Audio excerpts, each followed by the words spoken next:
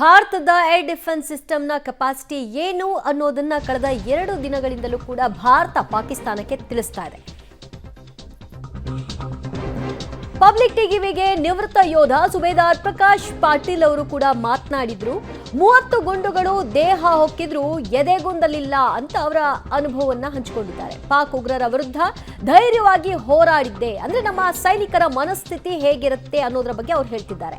ಈಗ ಕರೆ ಬಂದ್ರೆ ಯುದ್ಧಕ್ಕೆ ತೆರಳಲು ನಾನು ರೆಡಿ ಅನ್ನೋದು ಅವರ ವಿಶ್ವಾಸ. ನಮ್ಮನ್ನ ಎಂತಹದ್ದೇ ಸಂದರ್ಭದಲ್ಲಿ ನಿಮ್ಮ ಅವಶ್ಯಕತೆ ಇದೆ ಅಂತಂದ್ರೆ ನಾವು ಎದೆಯೊಡ್ಡಿ ಬರ್ತೀವಿ ಅನ್ನುವಂತಹ ಮಾತನ್ನ ಅವರುಗಳ ಆಡ್ತಾ ಇದ್ದಾರೆ.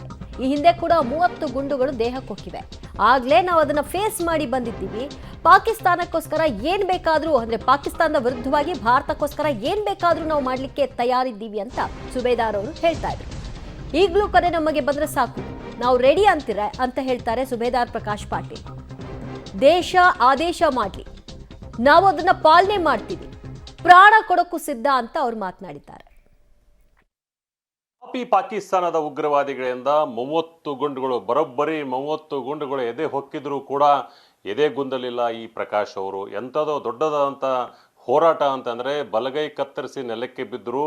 ಹೊಟ್ಟೆಯಿಂದ ಗುಂಡುಗಳು ಹೋಗಿ ಕರಳು ಹೊರಗಡೆ ಬಂದರೂ ಕೂಡ ತನ್ನ ಕೈಯಿಂದ ವಾಪಸ್ ಕರಳುಗಳನ್ನು ಹಾಕ್ಕೊಂಡು ಮತ್ತೆ ಹೋರಾಟ ಮಾಡಿರುವಂಥದ್ದು. ಮೊನ್ನೆ ನಮ್ಮ ಜೊತೆ ಇದ್ದಾರೆ ಪ್ರಕಾಶ್ ಕಲಗೌಡ ಅವರನ್ನು ಮಾತಾಡ್ಸೋಣ. ಯಾವ ಥರ ಮಾತಾಡ್ಸೋಕ್ಕಿಂತ ಮುಂಚೆ ಎಲ್ಲೆಲ್ಲಿ ಗುಂಡು ಸಿಕ್ಕಿತ್ತಂತ ತೋರಿಸಿ ತಾವು ನೋಡ್ಬೋದೇನಂತಾರೆ. ಮೊದಲಿಗೆ ಏನಂತಂದರೆ ಒಂದು 10 ರಿಂದ 12 ಗುಂಡು ಕೈಗೆ ಕೊಡುತ್ತೆ, ಕೈ ಅಲ್ಲೇ ಕತ್ತರಿಸಿ ಬೀಳುತ್ತೆ, ಬಲಗೈ ಕತ್ತರಿಸಿ ಬಿದ್ದರೂ ಕೂಡ ಎದೆಗುಂದಲ. ಮತ್ತು ಇಲ್ಲಿ ಗುಂಡುಗಳು ಕೂತು ಆ ಗುಂಡುಗಳು ಏನಂತಂದರೆ ಇಲ್ಲಿಗೆ ಹೊರಬೀಳುತ್ತೆ. ಇದು ದೊಡ್ಡದಾದಂಥ ಹೋಲಾಗಿರುತ್ತೆ ಈಗ ಮಾಡಿರುವಂಥದ್ದು. ಜೊತೆಗೆ ಏನಂತಂದರೆ ಮತ್ತೆರಡು ಗುಂಡುಗಳು ತಾವು ನೋಡ್ಬೋದು ಚಿತ್ರದಲ್ಲಿ. ಈ 2 ಗುಂಡುಗಳು ಇಲ್ಲಿ ಕೂತಾಗ ಮತ್ತು ಈ ಕಡೆ ಹೋಗಿ ಪೂರ್ತಿ ಒಂದು ಕೈ ಹೋಗುವ ಥರ ಈ ಒಂದು ದೊಡ್ಡದಾದಂಥ ಹೋಲಾಗತ್ತೆ. ಸುಮಾರು 15 ಬಾರಿ ಶಸ್ತ್ರಚಿಕಿತ್ಸೆಯನ್ನು ಒಳಗಾಗ್ತಾರೆ ಪ್ರಕಾಶ್ ಅವರು. ಈಗ ನಮ್ಮ ಜೊತೆ ಇದ್ದಾರೆ. ಬನ್ನಿ, ಯಾವ ಥರ ಉಗ್ರವಾದಿಗಳು ಆ ದಿನ ಕುಪವಾಡದಲ್ಲಿ ಮಧ್ಯರಾತ್ರಿ 1 ಗಂಟೆ ಘಟನೆ ನಡೆದಿತ್ತು, ಹೇಗೆ 6 ಜನ ಇವ್ರ ಜೊತೆಯಲ್ಲಿದ್ದಾರೆ, ಎಲ್ಲವನ್ನು ಕೂಡ ಮಾತಾಡೋಕ್ಕೆ ನಾವು ಪ್ರಕಾಶ್ ಅವರು ಮಾತಾಡೋಣ. ಪ್ರಕಾಶ್, ಏನಾಗಿತ್ತು? ನನ್ನ ಹೆಸರು ಪ್ರಕಾಶ್ ಕಲಗೌಡ ಪಾಟೀಲ್, ನೈನ್ ಮಾರಾಟ ಇರೋದು. ನಾವು ಕುಪವಾಡ ಆರ್ಆರ್ದಲ್ಲಿ ಇದ್ದಾಗ ಆಪರೇಷನ್ ಉಪಿರಕ್ಷಕ ಅಂತೇಳಿ ಆಪರೇಷನ್ ಚಾಲೂ ಇತ್ತು. ಅದರಲ್ಲಿ ನಾವು ಹೋದಾಗ ಛೋಟಾ ಜಂಗಲ್ ಅಂಥೇಳಿ ಅದರಲ್ಲಿ ಆಪರೇಷನ್ ಚಾಲೂ ಇತ್ತು. ಅದ್ರಾಗ ನಾವು ಮೂಮೆಂಟದಲ್ಲಿ ಅಚಾನಕ್ ನಮ್ಮ ಮೇಲೆ ಕ್ರಾಸ್ ಫೈರಿಂಗ್ ಆಯಿತು. ಆ ಫೈರಿಂಗ್ದಲ್ಲಿ ನನ್ನ ಪೂರ್ತಿ ಬಾಡಿದಾಗ 30 ಗುಂಡು ಹತ್ತಿದ್ದು. ಅದರಲ್ಲಿ ನಂದು ಕೈ ಜಾಗದ ಮೇಲೆ ಕಟ್ಟಾಗಿತ್ತು, ಛಾತಿದಿಂದ ಗೋಳಿ ಬೆನ್ನಿಂದ ಪಾಸ್ ಆಯಿತು, ಹೊಟ್ಟೆದಿಂದ ರೈಟ್ ಸೈಡಿಂದ ಲೆಫ್ಟ್ ಹೋಯಿತು. ಅದರಲ್ಲಿ ನಂದು ಕಳ್ಳೆಲ್ಲ ಕಿತ್ತಿ ಹೊರಗೆ ಬಿದ್ದಿತ್ತು. ಆ ಕಳ್ಳು ಕಿತ್ತಿ ಹೊರಗೆ ಬಿದ್ದಿದ್ದು ಸ್ವತಃ ನಾನು ಆ ಕೈಗೆ ಹೊರಗೆ ಬಿದ್ದಿದ್ದು, ಅದು ಕೈ ಎಡಗಡೆ ಕೈಗೂ ಗುಂಡು ಹತ್ತಿತ್ತು.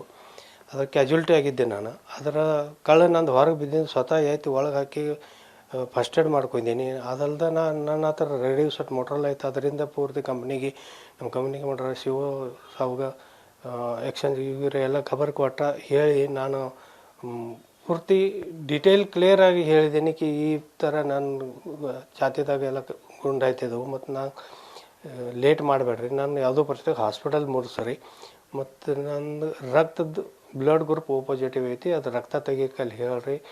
ಪೂರ್ತಿ ಬಂದೋಬಸ್ತ್ ಥರ ಮಾಡಿ ಕಂಪ್ಲೀಟ್ ಮಾಡಿಡ್ರಿ. ಯಾಕಂದರೆ ನಂಗೆ ಯಾವುದೋ ಪರಿಸ್ಥಿತಿಯಾಗ ನೀವು ಹಾಸ್ಪಿಟಲ್ ಮುಡಿಸ್ಬೇಕು.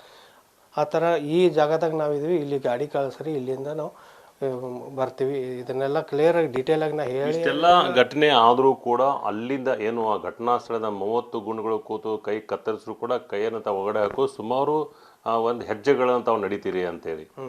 ಕೆಲವೊಂದು ಹೆಜ್ಜೆ ನಡೆದು ಬಂದೆ ನಾನು. ಅಲ್ಲಿಂದ ನಾನು ನಮ್ಮ ಸಂಘಟಿದರು ಸಾಥಿದ ಇದ್ರು, ನಾವು 6 ಜನ ಇದ್ದು. ಅದ್ರ ನೋಡಿ, ನಮ್ಮ ಸೈನಿಕರ ಆತ್ಮಸ್ಥೈರ್ಯವನ್ನ ಕುಗ್ಗಿಸೋ ರೀತಿಯಲ್ಲಿ ಕೆಲವರು ಅನುಮಾನವನ್ನು ವ್ಯಕ್ತಪಡಿಸುವ ಮಾತುಗಳನ್ನ ಆಡಿದ್ದಾರೆ, ಈಗಲ್ಲ ಹಿಂದೆ. ಅಂಥವರು ಇವ್ರುಗಳನ್ನ ನೋಡಿದಾಗ ಅರ್ಥ ಮಾಡ್ಕೊಳ್ಬೇಕು.